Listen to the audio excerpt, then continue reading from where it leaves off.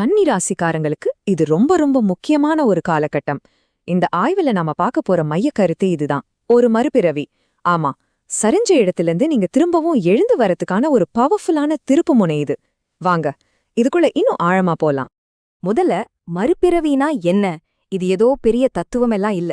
சிம்பிளா சொல்லணும்னா, ஒரு மனுஷன் வாழ்க்கையில விழுந்த இடத்திலிருந்து திரும்ப எழுந்து வரதுதான் உண்மையான மறுபிறவி. யோசிச்சு பாருங்க, இப்போ இருக்கிற காலகட்டத்துல ஒரு வெற்றி அடைறது எவ்ளோ கஷ்டம். அப்படி பல தோல்விகளுக்கு பிறகு கிடைக்கிற அந்த வெற்றி கண்டிப்பா ஒரு மறுபிறவிக்கு சமந்தானே. இந்த மறுபிறவி எதுக்கு தேவைப்படுதுன்னு தெரிஞ்சுக்க நாம முதல்ல கன்னிராசிக்காரங்களோட அடிப்படை குணத்தை புரிஞ்சுக்கணும். அவங்களோட அந்த மென்மையான மனசுதான் அவங்க பலம். ஆனா சில சமயம் அதுவே அவங்க போராட்டத்துக்கும் காரணமாயிருது.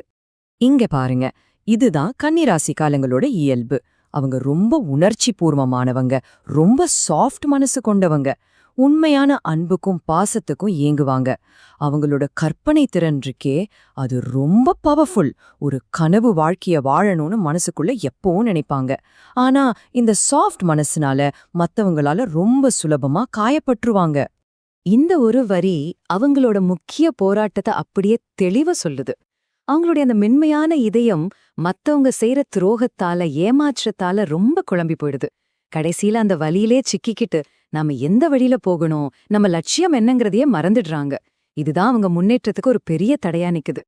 ஆனா ஒரு மிகப்பெரிய மாற்றம் வரப்போகுது. ஒரே ஒரு தேதி எல்லாத்தையும் மாத்தப்போகுது. அதுதான் ஏப்ரல் 14.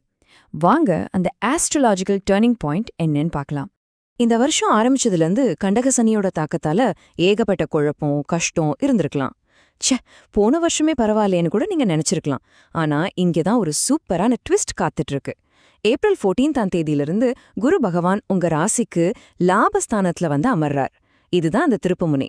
இதுக்கப்புறம் கொஞ்சம் கொஞ்சமா மாசம் மாசம் நீங்க முன்னேற்றத்தை பார்க்க ஆரம்பிப்பீங்க. இதை இன்னும் சுலபமா புரிஞ்சுக்க ஒரு கிரிக்கெட் மேட்சை கற்பனை பண்ணி பாருங்க. ஆரம்பத்துல மழமழன்னு விக்கெட் விழுந்து டீம் தோத்துடணும் எல்லாரும் நினைப்பாங்க. ஆனா திடீர்னு ஒரு பேட்ஸ்மேன் வந்து சிக்ஸரும் ஃபோருமா அடிச்சு மொத்த மேட்சையும் நம்ம பக்கம் திருப்பி ஜெயிக்க வச்சுடுவாரு. அப்படிதான் கன்னிராசிக்காரங்களுக்கு இந்த வருஷம் அமைய போகுது. சரி, குரு பகவான் லாபஸ்தானத்துக்கு வர்றதால என்னென்ன நன்மைகள் கிடைக்கும், அவர் கொண்டு வர்ற பரிசுகள் என்னன்னு ஒன்னொன்னா பார்க்கலாம். முதல்ல புதுசா பணம் வர்றதுக்கான வாய்ப்புகள் உருவாகும். ரெண்டாவது, வருமானத்துக்கு என்ன செய்யலான்னு யோசிக்க ஆரம்பிப்பீங்க. ரெண்டாவதா, குருவோட பார்வை உங்க தன்னம்பிக்கையும் தைரியத்தையும் பயங்கரமா அதிகரிக்கும். மூணாவதா, இதுவரைக்கும் இருந்த பண கஷ்டத்தை சமாளிக்கிற திறமையும் தெம்பும் உங்களுக்கு கிடைக்கும். கடைசியா, குழந்தை பாக்கியம் இல்லாத தம்பதிகளுக்கு அந்த பாக்கியம் கிடைக்கிறதுக்கான அமைப்பு உருவாகுது. கிரகங்களோட சப்போர்ட் ஒரு பக்கம் இருந்தாலும் உங்க சைட்ல இருந்தும் சில விஷயங்கள் செய்யணும். இந்த நல்ல நேரத்தை சரியா பயன்படுத்த நீங்க மனசளவுல எப்படி தயாராகணும்னு இப்ப பார்க்கலாம். இங்க உங்களுக்கு முன்னாடி 2 பாதை இருக்கு. ஒன்னு பலவீனமான மனசோட பாதை. இதுல போனா சின்ன விஷயத்துக்கெல்லாம் காயப்படுவீங்க, நெகட்டிவ் விஷயங்களையே யோசிப்பீங்க, மத்தவங்க உங்களை யூஸ் பண்ணிக்க வழிவகுக்கும். இன்னொன்னு வலிமையான மனசோட பாதை.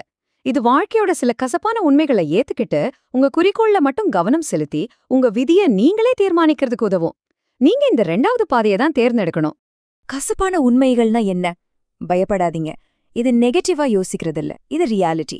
அதாவது, நீங்க நம்புற மனுஷங்க மாறலாம், துரோகங்கள் நடக்கலாம், உங்கள பத்தி 4 பேர் 4 விதமா பேசலாம். இதெல்லாம் இயற்கை. இதை எதிர்த்து போராடி நம்ம எனர்ஜிய வேஸ்ட் பண்ண கூடாது. இதை ஏத்துக்கிட்டு, ஓகே இது இப்படிதான்னு புரிஞ்சுக்கிட்டு நம்ம வேலையில நம்ம தெளிவா போய்கிட்டே இருக்கணும். சரி, கடைசியா இந்த பாசிட்டிவ் எனர்ஜியை நமக்குள்ள ஈர்த்து அதை தக்க வச்சுக்க சில வழிபாட்டு முறைகளையும் முக்கியமான சில ஆலோசனைகளையும் பார்க்கலாம். ஏப்ரல் 14க்கு அப்புறம் தொடர்ந்து 11 நாளைக்கு இந்த சிம்பிளான வழிபாட்டை செய்யுங்க. தினமும் காலையில 6 மணிக்கு ஒரு விநாயகர் சிலைக்கு மஞ்சள் கலந்த தண்ணியால அபிஷேகம் பண்ணுங்க. அப்படி பண்ணும்போது மனசுல ஒரே ஒரு நியாயமான கோரிக்கையை மட்டும் வச்சு முழு மனசோட வேண்டிக்கோங்க. உங்க வேண்டுதல் கண்டிப்பா நிறைவேறும்னு சொல்லப்படுது. அதோட கூட முருகன் மற்றும் உங்க குலதெய்வ வழிபாட்டை மட்டும் எப்பவும் நிறுத்தாதீங்க. இதை தாண்டி இன்னும் கூடுதலா பாசிட்டிவ் எனர்ஜி வேணும்னு நினைக்கிறவங்களுக்காக நல்லதே நடக்கும் சாம்பிராணி மாதிரி சில பொருட்களும் இன்ஸ்டாகிராம் சப்ஸ்கிரிப்ஷன் மூலமா பர்சனலைஸ்டு வழிகாட்டுதல்களும் இருக்குன்னும் குறிப்பிடப்பட்டிருக்கு. பாருங்க, கிரகங்கள் எல்லாம் உங்களுக்கு சாதகமா அணிவகுத்து நிக்குது. இந்த மறுபிறவிக்கு, இந்த பெரிய வெற்றிக்கு நீங்க தயாரா? அந்த மாற்றத்தை ஏத்துக்கிட்டு உங்க கனவு வாழ்க்கையை நோக்கி பயணிக்க வேண்டிய நேரம் இது. முடிவு உங்க கையில தான் இருக்கு.